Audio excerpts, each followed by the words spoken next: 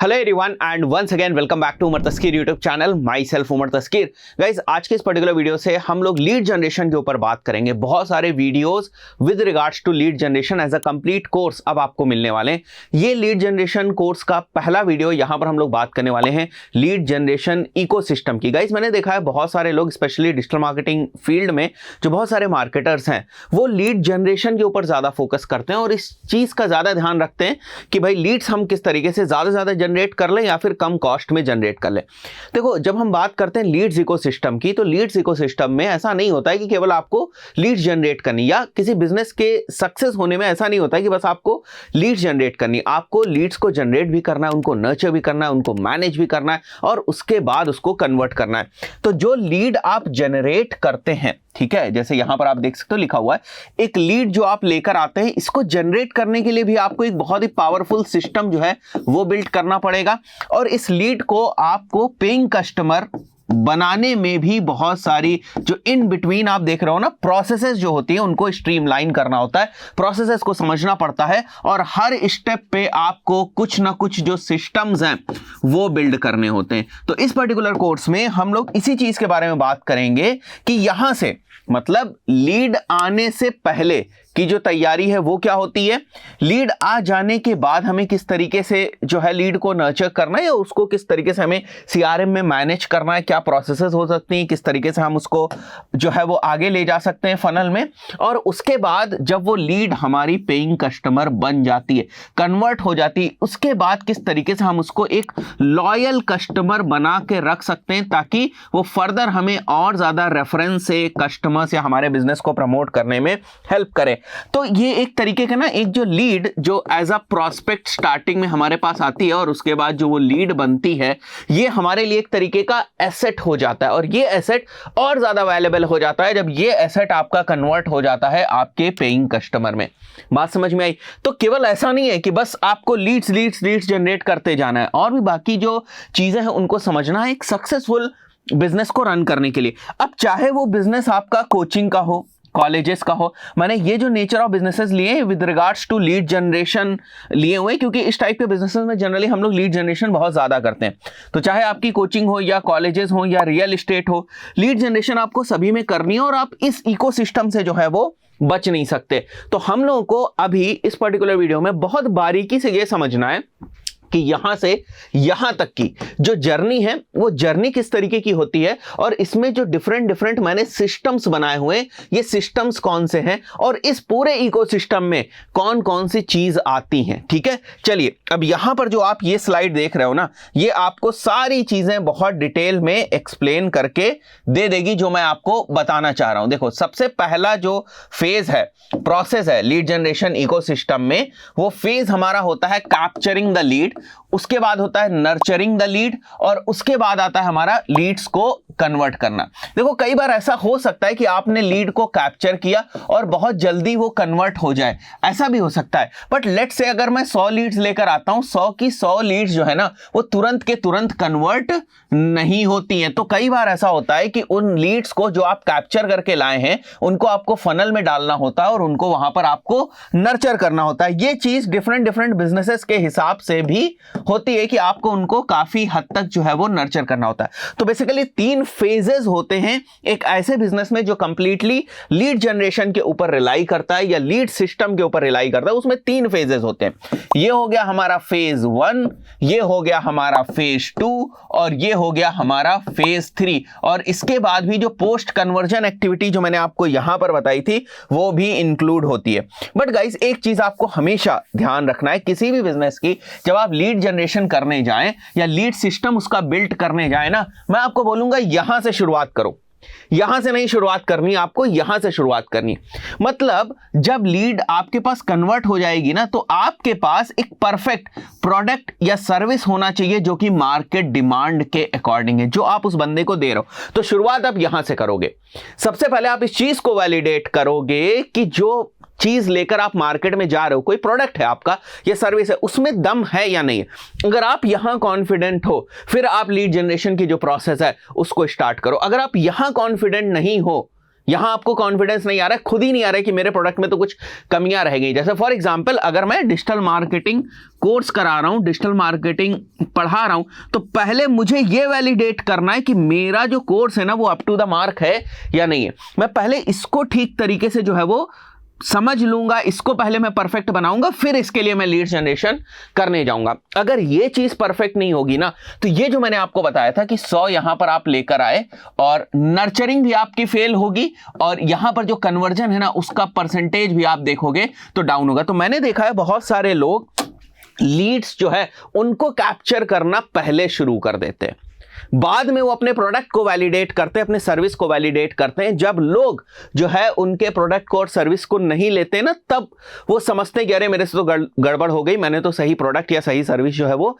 नहीं बनाई। तो पहले इस पे मेहनत कर लो, वरना यहां भी बहुत सारी एनर्जी भी बर्बाद होगी, रिसोर्सेज भी बर्बाद होंगी और पैसा भी बर्बाद होगा। तो आई बिलीव अभी आपको समझ में आ रहा होगा कि एक बड़ा लीड जनरेशन का इकोसिस्टम किस तरीके से बिल्ड किया जाता है। अब देखो इस इकोसिस्टम में क्या क्या चीजें होती हैं, और एज अ मार्केटर बहुत इंपॉर्टेंट चीज मैं आपको बता रहा हूं, एज अ मार्केटर आपको इन सब पे नजर रखनी होगी। टेक्निकल एक्सपर्टाइज देखो एक बहुत ही अलग चीज होती है। जैसे मैं आपसे बोलता हूं एक लैंडिंग पेज बनाना है लीड कैप्चर करने के लिए, तो आपको यह समझ होनी चाहिए एज अ मार्केटर कि वो लैंडिंग पेज किस तरीके का होगा।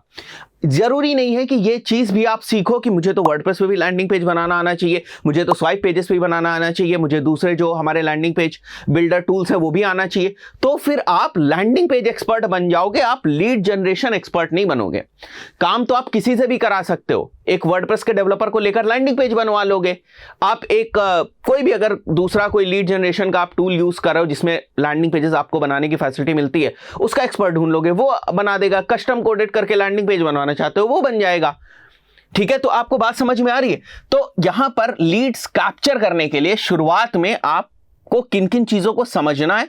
फेसबुक एड्स का जो लीड जनरेशन सिस्टम होता है, फेसबुक एड्स में किस तरीके से लीड जनरेट करी जाती हैं, किस तरीके से फेसबुक एड्स का लीड जनरेशन का जो कैंपेन है वो काम करता है, ये सारी चीजें आपको पता होनी चाहिए। देखो ये सारे डिफरेंट सोर्सेस हैं लीड्स को कैप्चर करने के।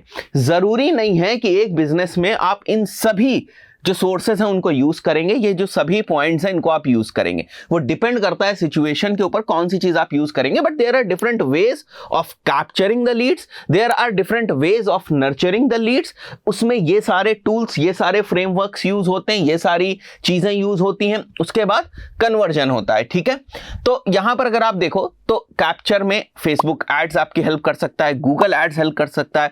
लैंडिंग पेज के बारे में आपको ठीक तरीके से पता होना चाहिए। आपको पता होना चाहिए कि लैंडिंग पेजेस किस तरीके से बनाए जाते हैं लीड्स को कैप्चर करने के लिए, क्या क्या इंपॉर्टेंट चीजें होती हैं लैंडिंग पेजेस के ऊपर। ये सब आएगा अभी जब मैं आगे डिटेल में जाऊंगा तो आपको ये पता होगा। तो इसके बारे में आपको नॉलेज होनी चाहिए। आपको फॉर्म के बारे में नॉलेज होनी चाहिए कि किस तरीके से कितनी फील्ड्स को हमको फॉर्म में यूज करना है। जैसे जो लोग फेसबुक के ऊपर लीड जनरेशन करते होंगे उनको पता होगा कि आपको वहां पर ऑप्शंस मिलते हैं कि आप डिफरेंट जो फील्ड्स हैं वो सेलेक्ट कर सकते हैं, आप डिफरेंट जो क्वालिफायर क्वेश्चंस हैं वो आप सेलेक्ट करते हैं वहां पर। तो आपको पता होना चाहिए कि आप किस तरीके का लीड जनरेशन कर रहे हैं, कितनी लीड्स आपको जनरेट करनी है, कितनी क्वालिटी की लीड्स आपको जनरेट करनी है, और एक लीड में क्या क्या चीजें एज अ लीड जो आपके पास आती है उसमें आप चाहते हो, उसका नेम चाहते हो, फोन नंबर चाहते हो, ईमेल चाहते हो, सिटी आप चाहते हो, क्या चीज चाहते हो, क्या चीजें आपके लिए इंपॉर्टेंट है इनिशियली उस बंदे के बारे में जो आपको पता होनी चाहिए। तो फॉर्म्स किस तरीके से बनने हैं। अगर हमें लीड्स मैग्नेट की जरूरत है तो हमारे बिजनेस के हिसाब से कौन कौन से डिफरेंट लीड मैग्नेट्स हो सकते हैं, ये सारी एक्सरसाइज आप पहले करके रख लो। ठीक है, उसके बाद डिफरेंट क्या हमारे ऑर्गेनिक मेथड्स हो सकते हैं, क्या हम यूट्यूब से लीड जनरेट कर सकते हैं, क्या हम हमारे सोशल मीडिया एफर्ट से लीड जनरेट कर सकते हैं, क्या हम एसईओ करके लीड जनरेट कर सकते हैं। There are different ways. क्या हम कोई इवेंट करके लीड जनरेट कर सकते हैं। तो एक मार्केटर ना कभी कभी एक स्कोप पे नहीं टिकेगा। कभी भी आप किसी स्मार्ट मार्केटर को देखोगे ना, वो ऐसी बात नहीं करेगा नहीं हमें तो सारी की सारी लीड्स ना फेसबुक से ही जनरेट करनी है, हमें तो सारी लीड्स लिंक्डइन से ही जनरेट करनी है, हमें तो सारी लीड्स ऑर्गेनिक मेथड से जनरेट करनी। कभी भी एक स्मार्ट मार्केटर आपको ऐसी बात करते हुए नहीं मिलेगा। उसका जो पर्पस होता है वो क्या होता है कि मैक्सिमम टू मैक्सिमम लोगों तक हम पहुंचे और उनको जो प्रॉस्पेक्ट्स हैं उनको एज लीड बनाकर हम लोग लेकर आए। बात आप समझ रहे हैं? तो वो डिफरेंट चीजों को टेस्ट करेगा। तो ये सारी जो चीजें हैं, ये सारे जो टूल्स हैं, ये सारा जो एक्सपर्टाइज है, ये आपका काम आता है लीड को कैप्चर करने में। आई बिलीव ये चीज आपको क्लियर हो गई। अब आ जाओ लीड नर्चरिंग के ऊपर। आपको ये समझ होनी चाहिए कि हमारे लिए कौन सी लीड जो है ना वो क्वालिफाइड है। ये बहुत ज्यादा इंपॉर्टेंट चीज है।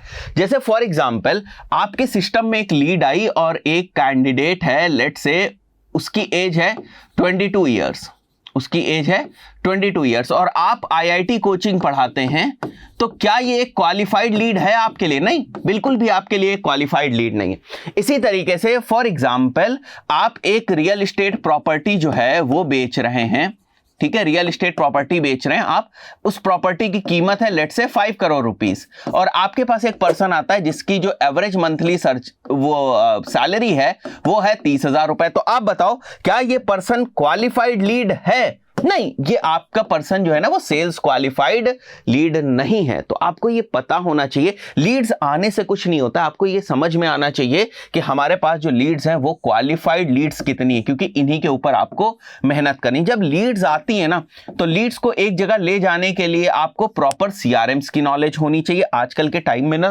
तो इंडस्ट्री वाइज बहुत सारे सीआरएम्स आ गए हैं। अगर आप हेल्थ इंडस्ट्री में जाओगे तो उससे रिलेटेड बहुत सीआरएम्स आपको मिल जाएंगे। अगर आप एजुकेशन इंडस्ट्री में जाओगे तो उससे रिलेटेड बहुत सारे सीआरएम्स मिल जाएंगे और इनकी कॉस्ट भी कोई बहुत ज्यादा नहीं होती अगर आप बल्क पे जो लीड जनरेशन है वो कर रहे हैं। अगर ये भी नहीं करना चाहते हैं, आप सीआरएम्स वगैरह नहीं करना चाहते हो, सिंपल से जो आप गूगल शीट है उसके ऊपर आप अपनी जो लीड्स हैं उनको डाइवर्ट कर दें, मैनुअली आप कर लें उसको। सीआरएम्स की जरूरत हमें तब पड़ती है जब आप बेसिकली थोड़ा बल्क में जो है वो लीड जनरेशन कर रहे हैं और कुछ हद तक आपको ऑटोमेशंस की, ईमेल मार्केटिंग सीक्वेंसेस की, एसएमएस फायर करने की, इन सब चीजों की जरूरत है। इन दैट पर्टिकुलर केस आप सीआरएम्स को यूज करते हैं या फिर आपकी जो लीड होती है ना उसकी कन्वर्जन साइकिल लंबी है, उस पर्टिकुलर केस में आप सीआरएम को यूज करते हैं। या फिर जो आपकी लीड है ना वो बार बार कन्वर्ट हो सकती है, उस पर्टिकुलर केस में आप सीआरएम को यूज करते हैं ताकि आप बार बार उससे जो है वो कांटेक्ट बना सकें। ठीक है, आप अगर अपनी जो आपकी लीड थी जो कन्वर्ट हो गई उसको वापस कुछ अपसेल क्रॉस सेल करना चाहते हैं तब आप सीआरएम्स को यूज करते हैं। आप ये समझना चाहते हैं कि आप के जो कस्टमर्स हैं उनकी लाइफ टाइम वैल्यू क्या है, उसके बेसिस पे कुछ डिसीजंस अगर आप लेना चाहते हैं तो आप सीआरएम्स को यूज करते हैं। तो there are different ways of using CRM, but again आपको मेरी बातों से ये बात समझ में आ रही होगी कि आखिर सीआरएम नर्चरिंग वाले फेज में लाई करता है। सीआरएम्स को आप कभी भी कैप्चरिंग वाले फेज में नहीं रखोगे। लीड्स को कैप्चर करने के लिए सीआरएम का इस्तेमाल नहीं किया जाता। उसके बाद ऑटोमेशंस, टाइम टू टाइम आपको ऑटोमेशंस की जरूरत पड़ती है, तो इसकी समझ होनी चाहिए। ऑफर्स, आपको तगड़े ऑफर्स बनाने आने चाहिए। ये भी ना एक आर्ट और साइंस है, ये भी एक आर्ट और साइंस है। साइंस मैं इसलिए कह रहा हूं क्योंकि ऑफर ना मॉनेटरी वैल्यू के टर्म्स में जस्टिफाइड होनी चाहिए। मतलब ऐसा ना ऑफर बना दो कि कंपनी को ही घाटा हो जाए। तो साइंस है और किस तरीके से आप उसको प्रेजेंट करते हो ना वो आर्ट होती है।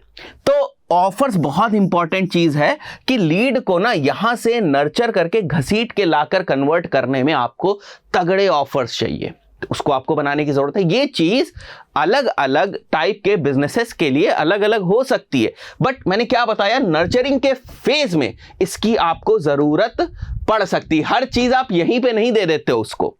लीड कैप्चर करते ही वक्त सारी चीजें नहीं बता दोगे, कुछ चीजें आप बाद के लिए भी रखते हो नर्चरिंग वाले फेज के लिए, राइट। उसके बाद आईवीआरएस सिस्टम, बहुत सारे आज के टाइम में आईवीआरएस सिस्टम मार्केट में अवेलेबल है, जैसे नोलैरिटी वगैरह। सेल्स टीम की एफिशिएंसी वगैरह अगर जज करनी हो ना, तगड़े सॉफ्टवेयर, आपको पता चल जाएगा कि आपकी सेल्स टीम किस तरीके से काम कर रही है, कहां पर गलती हो रही है, क्या बात कर रहे हैं। ठीक है, तो इन सब चीजों के लिए जो आईवीआरएस सिस्टम्स हैं उनको आप यूज कर सकते हो। मार्केट में बहुत सारे आईवीआरएस सिस्टम्स हैं। नोलैरिटी का मैंने एक एग्जांपल बताया आपको, जैसे फेमस है तो मुझे याद है तो मैंने आपको ये नोलैरिटी का एग्जांपल बता दिया। एक माई ऑपरेटर करके है और भी बहुत सारे, अगर आप जाओगे तो बहुत सारे आपको मार्केट में मिल जाएंगे और इनकी भी जो कॉस्ट है ना कोई बहुत ज्यादा नहीं होती। बट अगेन ये सारी चीजें आपको तब जरूरत है जब आपको लगता है कि मुझे उनको नर्चरिंग फेज में रखना है या उसकी जरूरत पड़ेगी, और आप यहां से बल्क में आप लीड्स को लेकर आ रहे हो और आप एक लीड जनरेशन का सिस्टम बिल्ड करना चाहते हो, तो इन सब चीजों की जरूरत है, वरना नहीं। ठीक है, सेल्स टीम की आपको जरूरत पड़ेगी, सेल्स प्रोसेस को आपको समझना पड़ेगा, सेल्स टीम को प्रॉपर ट्रेनिंग देनी पड़ेगी आपको। जैसे मैंने लाइफ टाइम वैल्यू अभी ऊपर जिक्र किया, तो लाइफ टाइम वैल्यू को आपको समझना पड़ेगा कि एक कस्टमर की लाइफ टाइम वैल्यू क्या होती है। तो ये होते हैं हमारे complete ecosystem of lead generation, ठीक है। तो नर्चर करने के बाद आप उनको कन्वर्ट करते हो यहां पर, ठीक है। नर्चर करने के बाद आप उनको कन्वर्ट करते हो, कन्वर्ट करके भी उनको आप सीआरएम के अंदर ही रखोगे, बस उसका टैग बदल जाता है कि भाई अब वो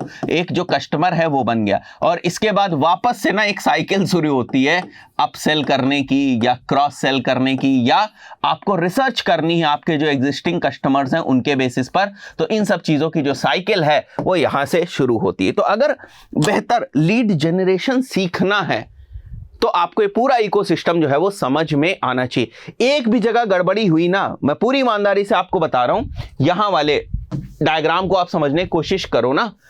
इसके अंदर जैसे मैंने आपको बताया बहुत सारी प्रोसेसेस हैं, यहां लीड आई और यहां कन्वर्जन हुआ, बहुत सारी प्रोसेसेस होती हैं इसके अंदर। इसके बीच में एक भी जगह अगर गड़बड़ी हुई, एक भी जगह अगर लूप होल मिल गया ना, तो यहां से सारी लीड्स जो है ना वो बाहर निकल जाएंगी और आपको पता भी नहीं चलेगा कि क्या गलती हुई हमसे। तो ये सिस्टम जितना आप स्ट्रांग बिल्ड करोगे उतना आपको फायदा है। कई बार जैसे हम लोग कहां फंसे रहते हैं, यहां कि यहां पर ज्यादा से ज्यादा हम लीड्स कैसे लेकर आए, कॉस्ट कैसे रिड्यूस करें, इनमें हमारा ध्यान ज्यादा रहता है, इन चीजों में हमारा ध्यान ज्यादा नहीं रहता है कि ये भी एक फेज है भाई, इस पे भी हमें ध्यान देने की जरूरत है। दोस्तों आशा करता हूं ये इकोसिस्टम आपको समझ में आ गया होगा। हर एक स्टेज पे डिफरेंट डिफरेंट टूल्स हैं, डिफरेंट डिफरेंट प्रोसेसेस हैं, डिफरेंट डिफरेंट प्रोसेसेस का डिफरेंट डिफरेंट टेक्निकल इंप्लीमेंटेशन है। जैसे फेसबुक एड्स के थ्रू लीड जनरेट करने के लिए फेसबुक एड्स की अच्छी समझ होनी चाहिए, this is basically technical know how या टेक्निकल इंप्लीमेंटेशन। तो खाली हवा में ये चार्ट समझ लेने से काम नहीं चलेगा, इसके अंदर की भी चीजें हमें समझनी चाहिए। बट कंप्लीट अगर हम लीड जनरेशन की बात करते हैं तो इसके बाहर नहीं जाता है, सब कुछ यही होता है। अब यहां पर अगर आप देखो ना तो पूरी एक छोटा सा पॉइंट लिखा हुआ है, ये बट कंपनीज का ये पूरे का पूरा एक सॉलिड डिपार्टमेंट है। यहां पर पूरी की पूरी सेल्स प्रोसेस जो है वो डिवाइस करी जाती कि सेल्स एक्चुअली किस तरीके से करी जाएगी।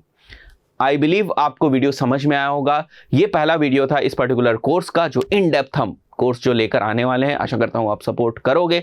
देखते हैं इस वीडियो के ऊपर कितने लाइक आएंगे। एक बार मैंने एक वीडियो के ऊपर आप लोगों से बोला था 1000 लाइक करा दो एक दिन के अंदर, तो वो तो आप लोगों ने करा दिया था। मतलब मुझे बार बार कहना पड़ता है कि भाई इस वीडियो के ऊपर इतने लाइक करा दो, इस वीडियो के ऊपर इतने लाइक करा दो। भाई अपने हिसाब से भी कुछ प्यार जो है वो दिखाओ और शेयर करो, ज़्यादा लोगों तक पहुंचाओ, बहुत लोगों को मदद हो सकती है। बहुत सारे लोग फंसे रहते हैं, लीड जनरेशन के बारे में ठीक से पता नहीं है। अगर आपका कोई नोन का बिजनेस है उस तक वीडियो को पहुँचाओ, अपने सीनियर को जूनियर को दे सकते हो, उसको कुछ सीखने को मिलेगा। आशा करता हूँ वीडियो आपको पसंद आया होगा। इस पर्टिकुलर वीडियो में इतना ही, मिलते हैं नेक्स्ट वीडियो में। Till then good bye.